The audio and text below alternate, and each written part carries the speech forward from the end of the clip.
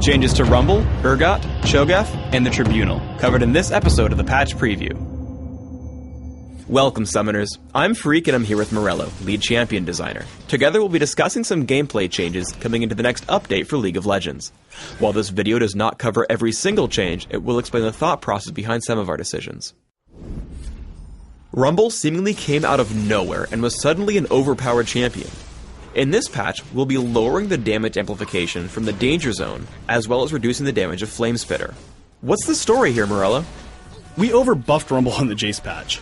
No one really saw that change because we didn't do balance changes with that patch. Basically, we did a bug fix that made Flame Spitter more reliable, so you'd get the full damage out of the spell more often. The damage on Flame Spitter was extremely high and was balanced for when it was broken. We're bringing the damage value to something that's much more reasonable for the way it behaves now.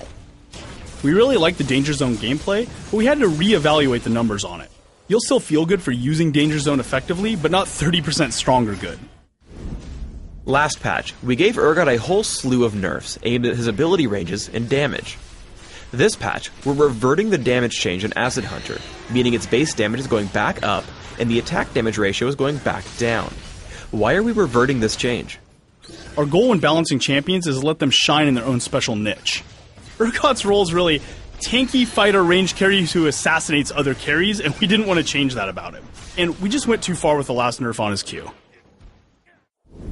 Chogath is one of our oldest champions, and he needed a tune-up, so we're making 3 upgrades.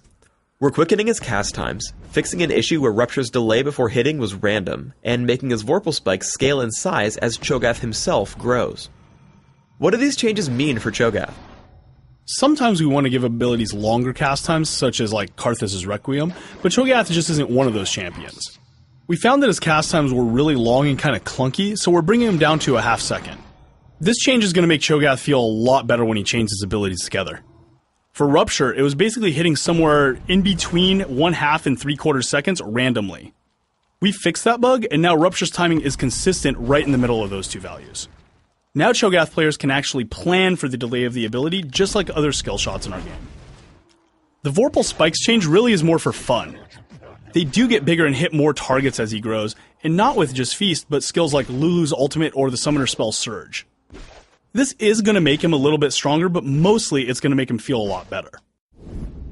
The Tribunal is about building a more sportsmanlike community.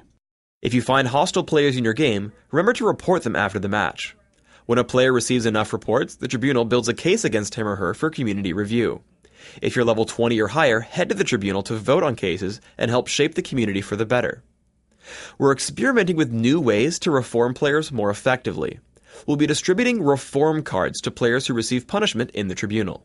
Players who get punished will get a link in their email that shows them the case that the community reviewed. This case will contain full chat logs and stats of the games so they can identify the behaviors they need to improve.